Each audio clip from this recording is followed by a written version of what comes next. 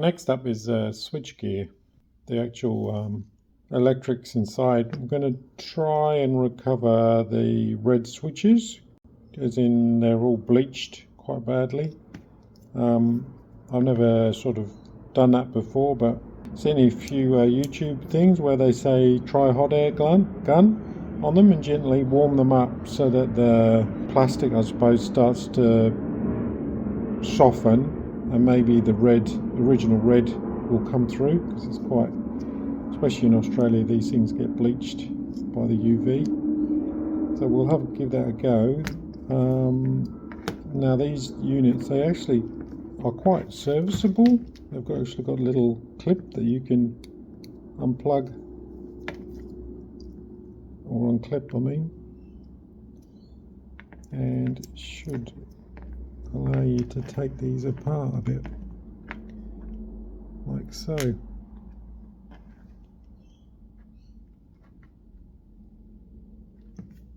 Also means we can clean up the contacts, because they're getting on a bit. With all the contacts, don't use anything abrasive, just use a normal electrical contact spray cleaner, and that way we're going to get a better electrical connection, hopefully. We'll test this before we put it all together. So you just got to be mindful of like little springs and little ball bearings that act as the detent. So I won't show all the dismantling. I mean, it's pretty straightforward. It's just like a crazy jigsaw puzzle. It's amazing the detail that goes in there. I mean, there's a little spring in there.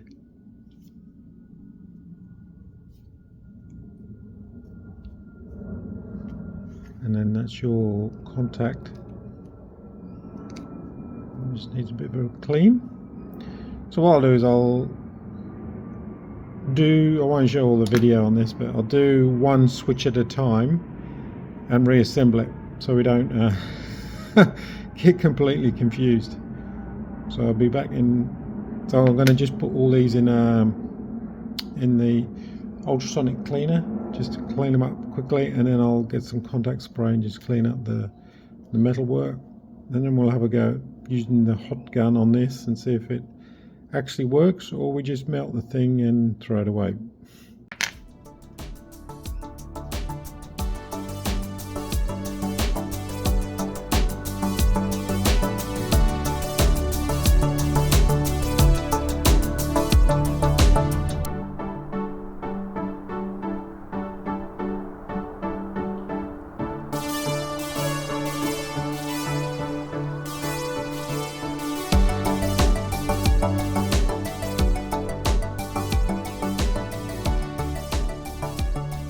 I'm impressed. I've just put these in a little jiffy bag and filled it with ordinary degreaser, water-based degreaser, and that's taken all the white frosting off. So I'm not going to bother risking putting a hot air gun on that.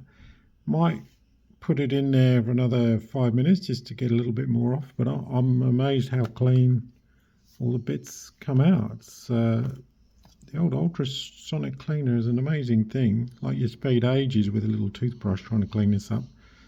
Yeah, fantastic. I might stick these all back in the bag again and give them another 10 minutes, and yeah, come out amazing. So all I do is, yeah, just any old jiffy bag. These are all bags I got for all spare bolts and stuff. Shove them in. The beauty of the bag more is I don't lose these tiny little parts. And then we just put in some fresh degreaser.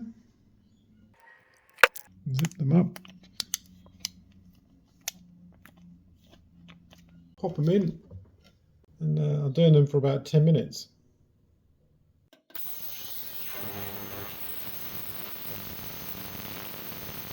So all the parts came out quite nice, all quite clean. Got rid of all the junk. Unfortunately though, the discolouring of the plastic parts hasn't improved that much, a little bit maybe, but you can see how it's gone white there, and same for, so I'm going to give it a go with the hot gun and see if this internet risky thing actually works.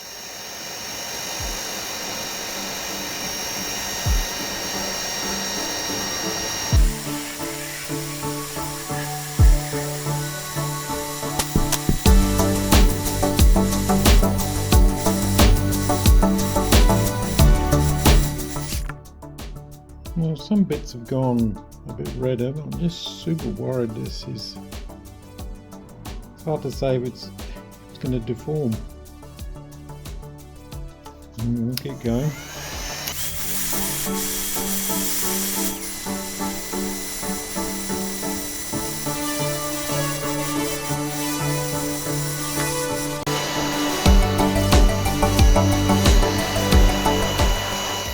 Well, you see it change suddenly there.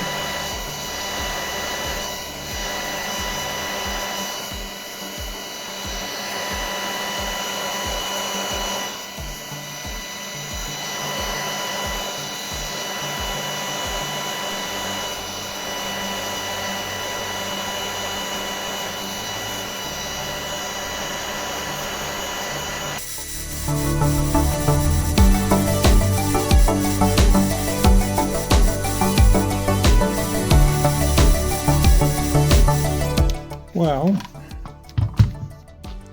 certainly changes the colouring. I think it's better, but your mileage may vary. I'm really worried that you can see how it suddenly goes liquefied on the top, and you may well go bloop, and I don't know the long-term effect. This is going to make it brittle and snap.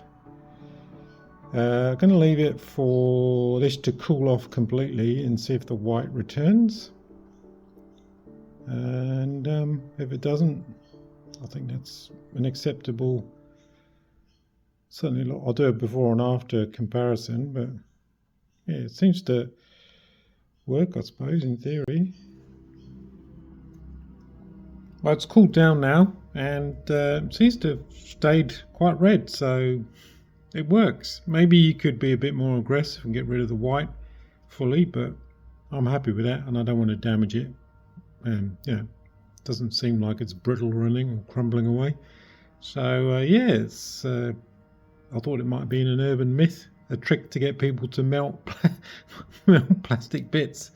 But I think as long as you're careful, you notice I didn't use any gloves just because I could get a feel for the ambient heat.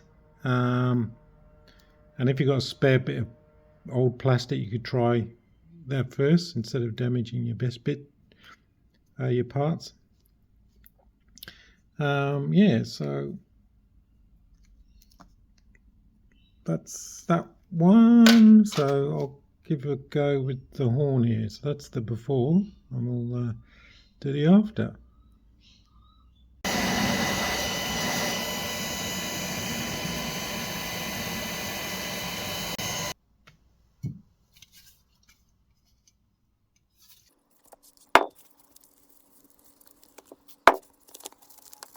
So we'll do the horn first. That's the red and the black lead, and the copper contact just sits in some slots, so sort of just tuck it in.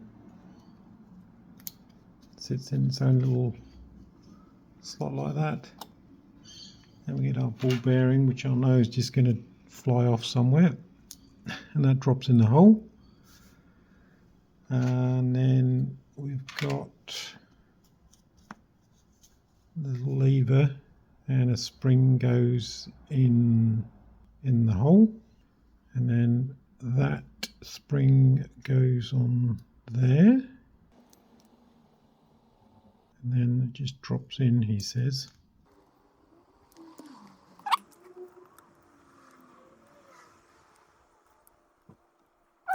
Plastic cover goes over the top.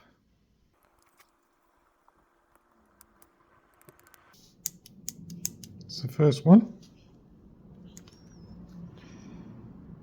Okay, next one. Next up is the turn indicators, left and right.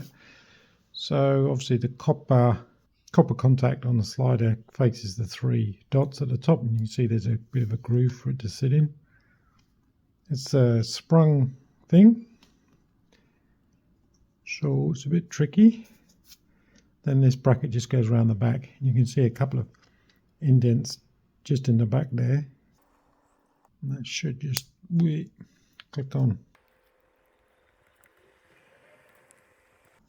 like that. It should just slide up and down. There's that one. Then we've got the, I think the pass.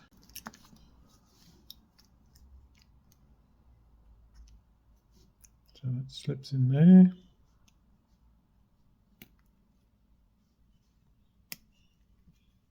Like that.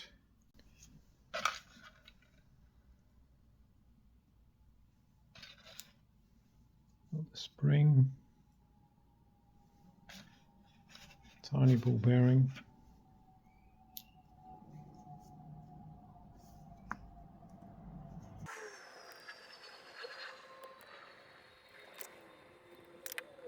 Just got to get that spring over the top of that somehow.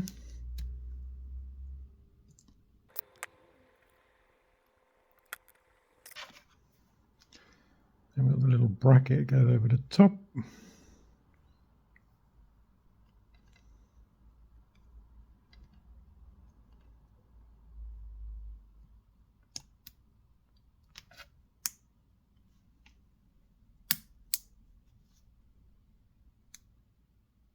It all clicks in. So the last one is, I think, the high-low. So the copper contacts face each other, and there's a little pin that goes in there, and then this has got a matching pin, and that goes over the top.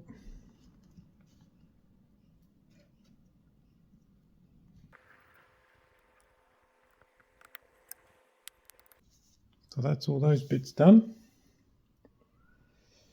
So we're good for that side. I just put a bit of contact spray down here to clean these up. You can, don't know if you can see, I might zoom in. That looks a bit corroded on that one. Ideally you should try and de-pin all this and pull out the pins, but I can't be bothered. I'm just going to give them a clean up, and then we'll do a continuity test.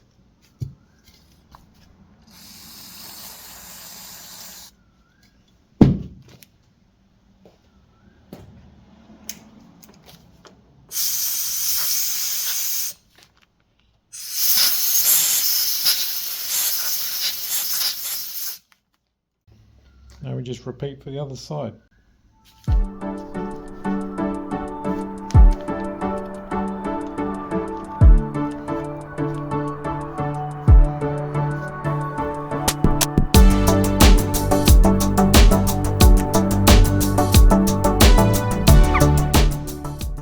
Problem because that's riveted on. And then I'm going to be able to take this one apart. So we just have to dunk the whole thing at once in the cleaner. Let's see if we can do the other one. That faces that way.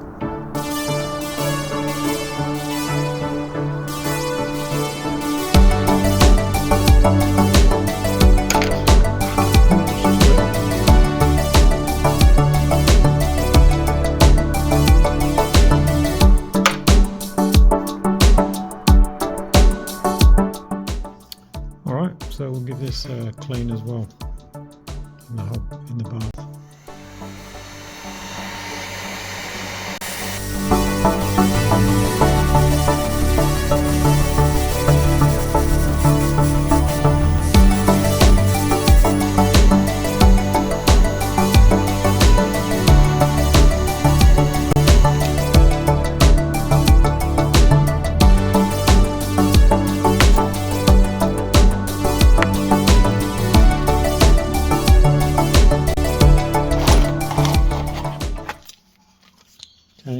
stick these in the path cleaner as well. Hope to remember how this all goes back together.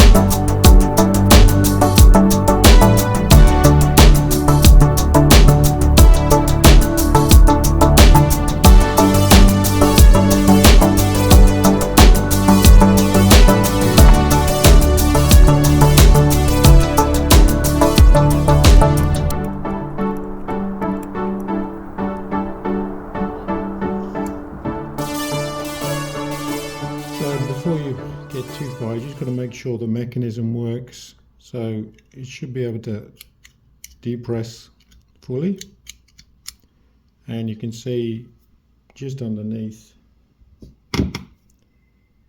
down there at the back you got the little white triangle we had earlier.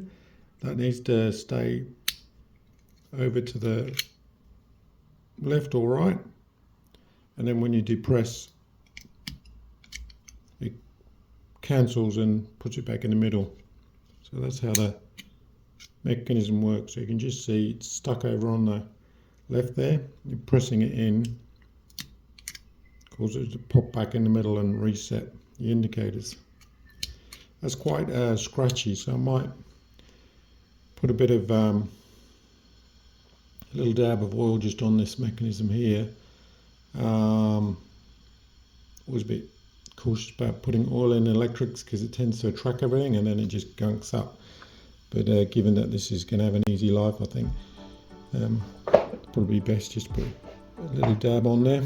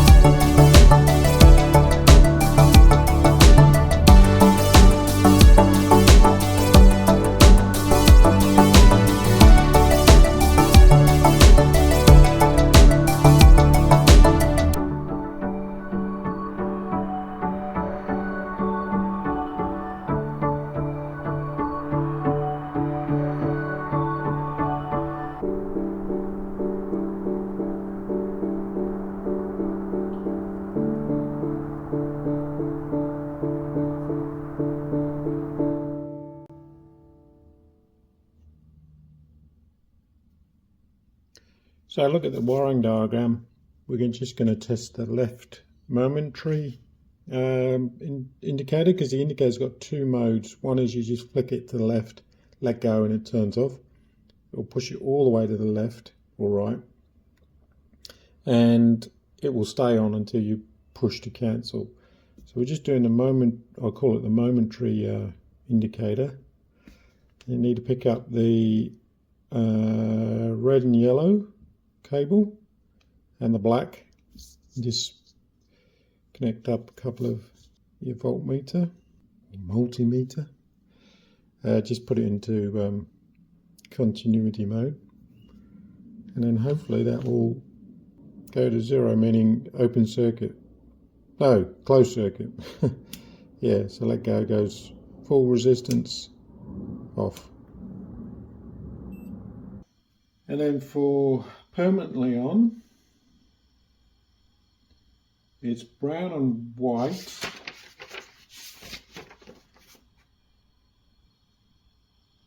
And dark brown. So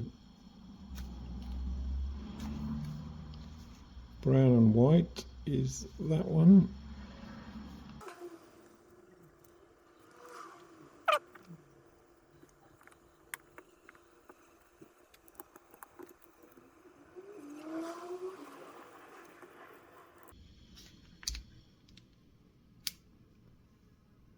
So it stays on. So for the permanently on position for left is the dark brown and brown and white. And then when you push it all the way across, it should stay closed circuit until you press the cancel button. I wish I had the continuity on this. So yeah, you can hear it beeping, and it's still on, cancel. So then just repeat for all the other components. I'll flash up the wiring diagram. It's a little bit complicated, and we'll just focus on a bit at a time. So hopefully this will help someone understand. It's actually got two positions and two circuit wires. There's two circuits for the left and two circuits for the right, depending on the mode you've got it in. Complicated. So next up we've got the engine stop and the lights. So starting with the base part of the unit. It's a bit of a squeeze to get this one in. Best start with getting the cable in the slot. That needs to sort of be below, and then once that's sort of engaged a bit, you can slide this in, he says,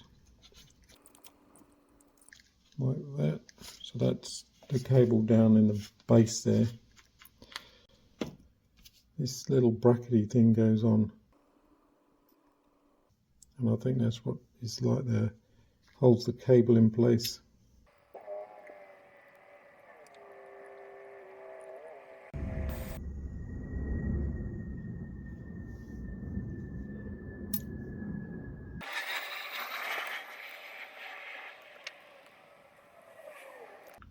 Okay, so yeah, the retainer's in like that. Now there's a tiny little spacer, which try not to forget about, and that sits underneath here. Then the slider can go on. This is going to be a tricky one, like so. And that one, this length, I think it's about 12mm long, this screw. I measured it before I took it out, so I knew it went back in the right place. So that's the light switch. Then the plastic cover. Actually, before I put that one on, we'll get the on-off switch in position. which goes something like, oh,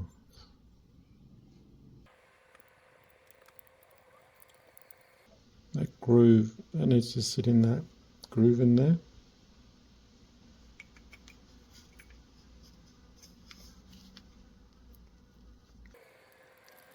At the same time, those wires need to come around the back of it.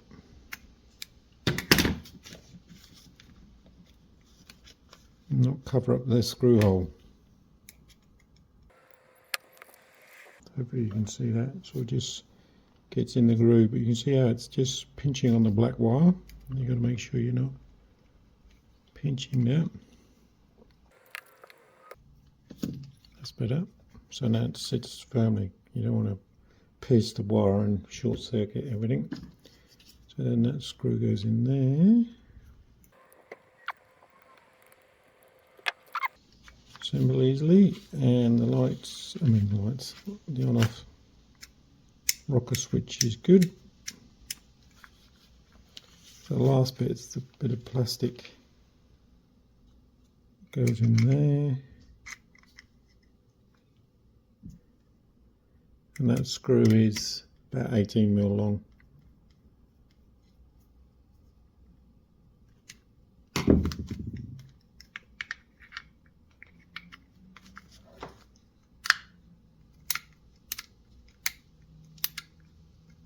So now we test the lights and the stop switch. These two fly leads are for the brake switch on the front master cylinder. So let's get our wiring diagram. So the on-off switch is a simple one. It's just black and red and white. It's red and white, I think. And we want black. So that's off. Yeah, that makes sense. Can work it out for a second. So when it's up like that, it's off. And so it's broken circuit. Off and run is like that. A bit counterintuitive. You think run would be down, and that would be off. Right? I got the labels upside down. Yeah, just double check my the original picture, and it's the labels are the right way. It's a bit crazy in the run position. It's disconnected, as in open circuit. That must mean it makes a circuit to kill the engine, which I thought was the opposite way around, as in you'd think there would be no circuit that would kill the engine. But that's as per the diagram. So in the run position, there's no connection. Weird. Okay. The other one is lights. So we've got park and on, which is blue and red and yellow. So that's that one. Park works. Now we do the full lights, which is all three. So red and yellow and blue and black.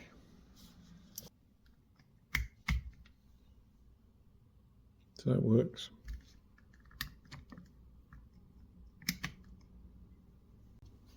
So this brass bushing, I think it is. You can see it's worn out quite severely. So I'm going to make up a new one. I've just put a piece of brass. In fact, I might make it out of bronze because it's a bit tougher, bronze. But that would sit in, obviously, in there. We'll just try assemble it for the time being.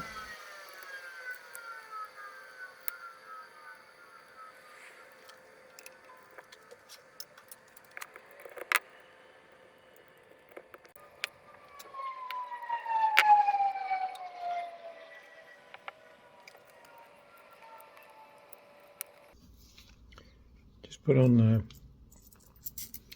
speedo cable retainer clip.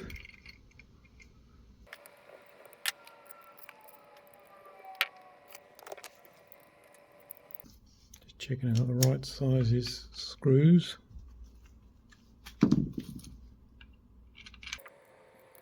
So I've just fitted the front master cylinder roughly in position, not torqued it up yet, because once you get on the bike you can position the angle of the lever to how you want it with in your wrist, on your arm. And obviously just need to put the bar ends temporarily so I don't lose them, because I've got to get some new grips so I can slide them on later. I'll just put on the clutch lever mechanism, so that's all assembled loosely. Again, position that once you're on the bike. So now we just pop on the switch gear.